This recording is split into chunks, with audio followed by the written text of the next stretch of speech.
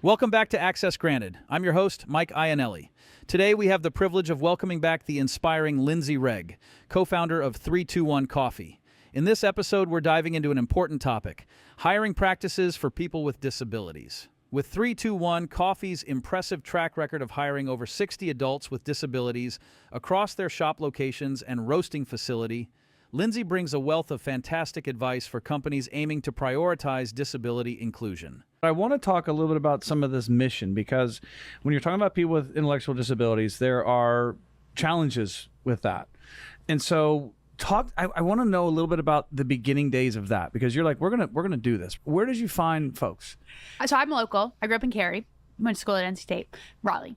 And so when it came to start, it was like reaching out to all my friends. And I was like, hey, I want to start this thing. What do you think? And everyone was like, yeah, that sounds awesome. I'm in. Tell me when and where. Your friends from elementary school? Mm-hmm. Like and, the four, Grace is one Grace, you mentioned? Yeah, Grace, Anna, Sarah, Emma, all of them. And then as well as, other people that I had met along the way, tapped in with some just like community groups in the area. So Gigi's Playhouse being one of them. They're a Down Syndrome Achievement Center, Community Workforce Solutions. And then word of mouth just started going. And at the time, we needed people. So it was open doors. If you want to be a part of this, come on, we need people. Eventually, we had shifts start getting grabbed every day. So we sort of closed the door and people kept coming to the point that we had to create like an actual form on our website from just the number of inbound, like, are you hiring? Can I join? When are you hiring again? Et cetera. That list is now up to 300 people. Wow. And has it shifted what is your hiring process? Like, how does that, I'm really interested, and maybe you don't have to share all of it. No, but it's cool. There's some good points worth mentioning. So, right, when we started, it was just the open doors. And so anyone that wanted in, we took them, and everyone, it worked, which was amazing. And again, it didn't mean that everybody could do the same thing on day one, but it meant that everyone could do something, and over time they could learn more, which I think is really important to recognize, that everyone has something that they can bring. But it meant that when it came time to formally hire, right, we had opened these stores, we were ready to hire more people. We knew we were going to get way more applicants than we could hire. And we knew that odds are like 99% of them could do the job. Because we had seen that, right? In a smaller sample size, we had seen that even when you don't have any selection criteria, they can do it. And so it was really challenging. It still is, of like, how do you pick? Because on paper, a lot of these people look the same. A lot of them don't have past work experience. They definitely don't have relevant work experience. So what do you do? Yeah. I'm really proud of this. We sort of looked at our current team of, okay, well, who is the best at what they do and what makes them the best? So I talked a lot about Aaron, right? His joy, his ability to connect with people. And so like that sort of theme of building relationships, communications, engagement with people. Aaron's nonverbal. Doesn't matter, right? Like, his eyes though, right? I mean, he lights smile, up like he's like, my God. I think I know I think I know exactly what you're talking about. He's got a little celebrity he's like a little following, right? Yeah, I know. Yeah, I know. He's lovable guy. Right. But when we were thinking about this, like, as soon as your criteria is, I want someone that can like perfectly describe the mission or whatever, well, Aaron's not really going to be able to do that verbally, but he can absolutely build relationships and communicate with others. It's just going to be in a different way. Then we looked at some of our other people. We have someone on our team. She's been with us for going on 5 years. She's so driven. She has the best energy, best attitude at work. She is still working on making a latte on her own. Really struggles with like short-term memory. Repetition is key, but she can get it at the end of the day, but then the next day she sometimes forgets it. Doesn't matter. She wants to learn how to make that latte so bad. So if you thought about a traditional environment where you're like, okay, I'm going to show you how to make a latte and I want to see who can do it in 20 minutes, she would not perform well in that environment. But the drive to learn and the eagerness to try again is incredible. So like, how do you design a hiring practice to identify those types of things and skills and characteristics exactly that aren't necessarily just like, okay, well, who can talk the best, who can learn the quickest, because that's not what we're about. Like, that'll come with time. We want to see the person that like wants to learn, wants to grow, wants to be on a team, wants to build relationships, wants to share about our 321's mission, and then we'll figure out the rest.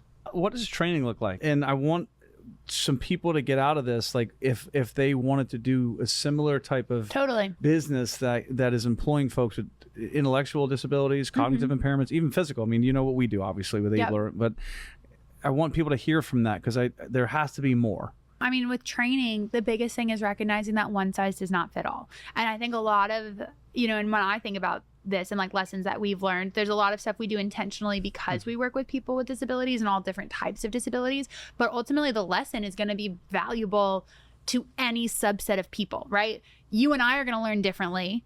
Me and my whole staff are all going to learn differently. And so it's creating skills of or resources of okay, if you learn really well with hands-on learning, then let's create time in our training module to be on site, being hands-on, doing it over and over again, standing next to me.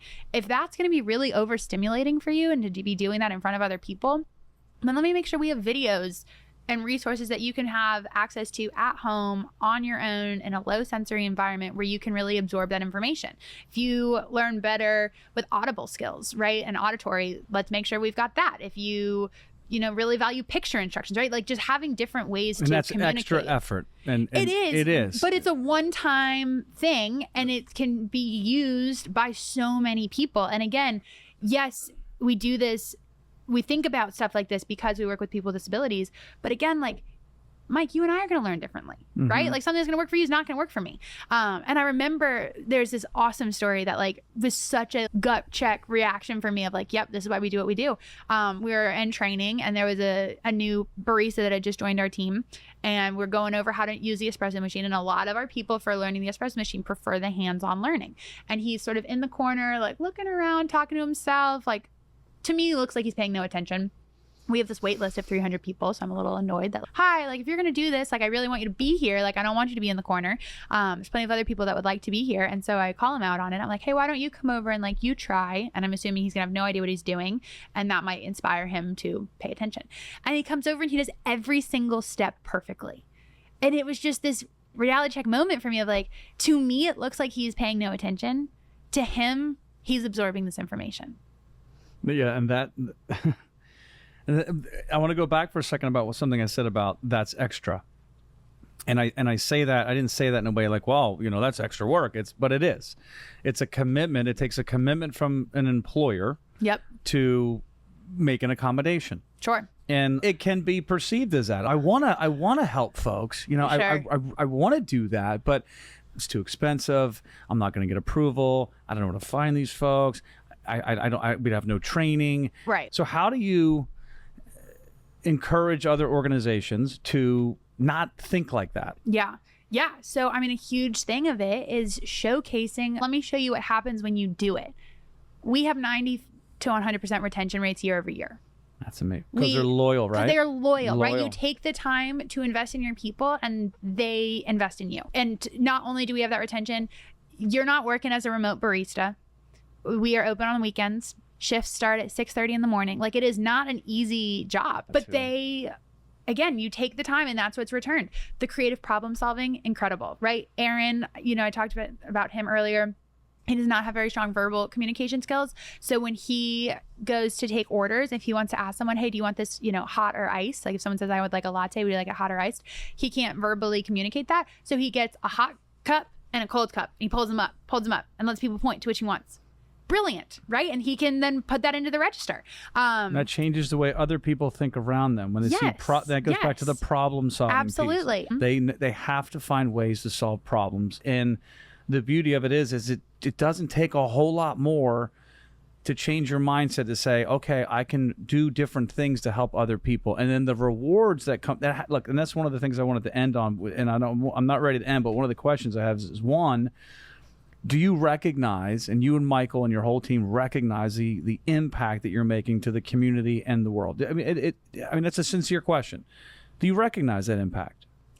Yes, I definitely do, and I appreciate that. But I also don't want to ignore the fact of the impact that our team has made on us, right? The first question you asked on the other episode was how are you type of question. And genuinely, I have learned so much, and I know Michael would say the same thing, from our people. And there are so many things that I look up to about them, and ways that they have made us better people, and that shouldn't be ignored either. No, and that was my second question, is what does the community say about this kind of stuff?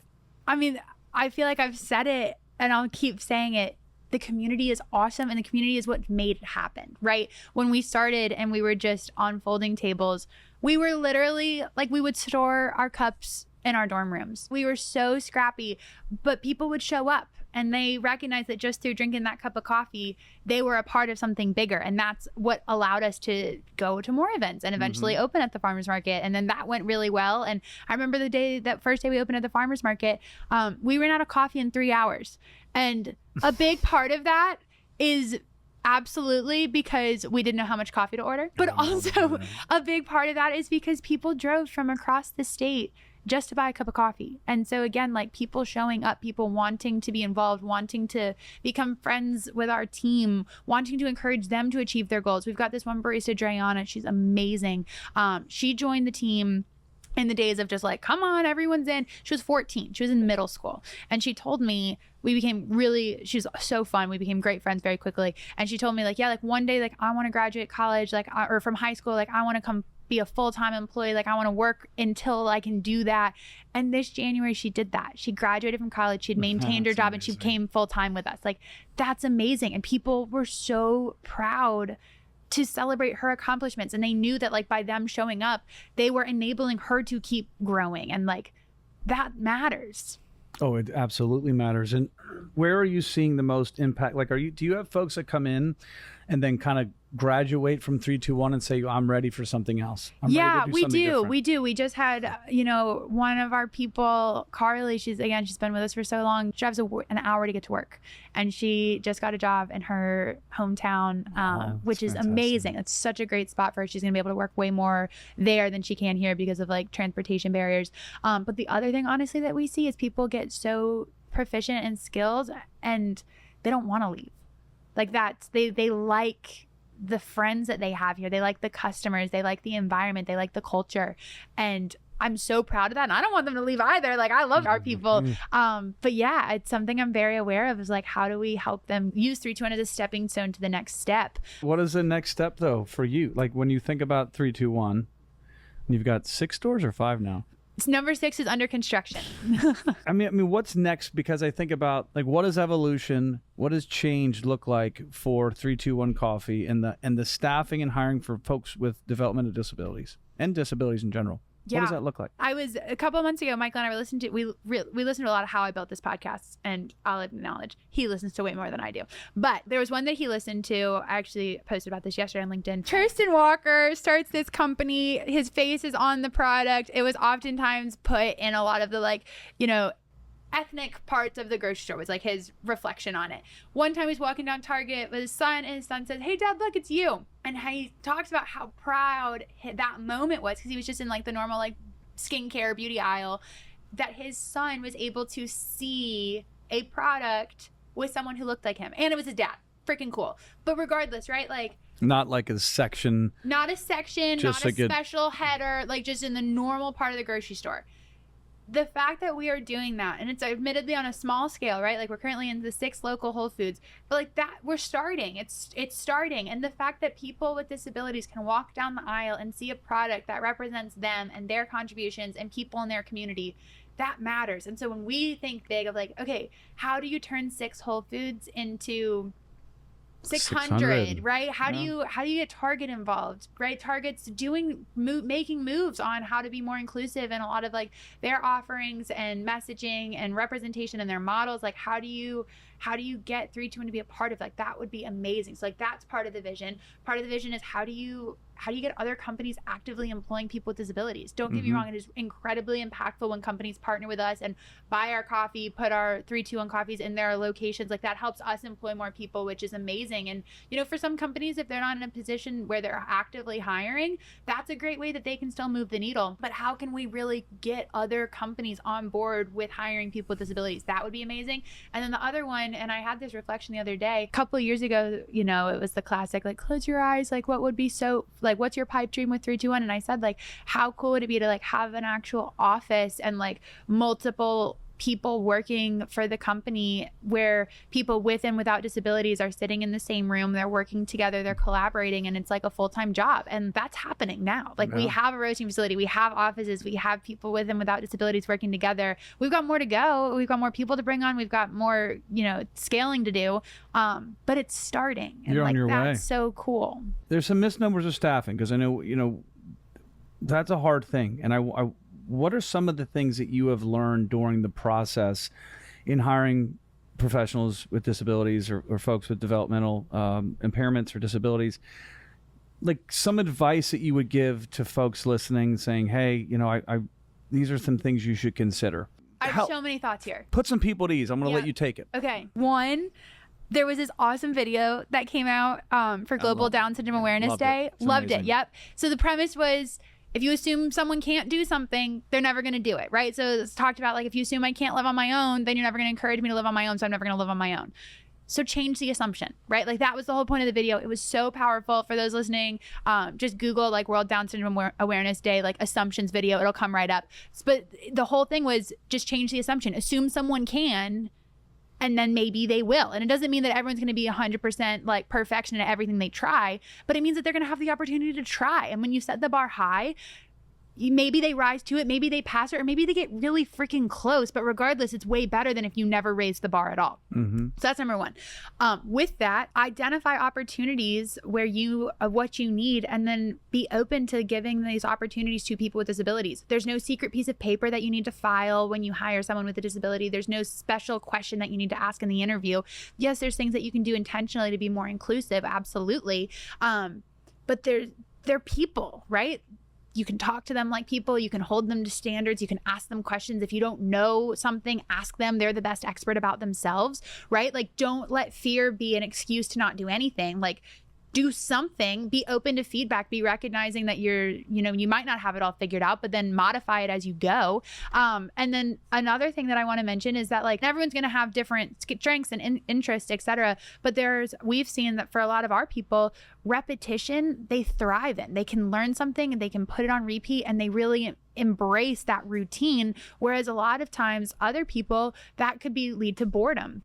So for example, at our roasting facility, our staff that does like the coffee packaging, they are so proficient and have gotten to be so quick with it because they know what they're doing. And I was talking with a brewery recently who was like struggling with labor. And I was like, have you considered hiring someone with a disability? And they're like, no, that's a really good idea. Like we, of course, always need someone to like, roll napkins. And it's like, yes, like they can do that, but they could also probably work your canning line. And they were like, really? And I was like, yeah, I was like, I don't really know what goes into it, but as long as you set them up to be successful and design a system that can work for them, yeah, I don't see why they couldn't do it. But it's giving people the opportunity to try. Thanks for tuning into Access Granted. We've had the honor of hosting the incredibly inspiring Lindsay Wrege, who is the co-founder of 321 Coffee, on our recent episodes. Be sure to bookmark this episode so you can delve deeper into the crucial subject of inclusive hiring practices for individuals with disabilities.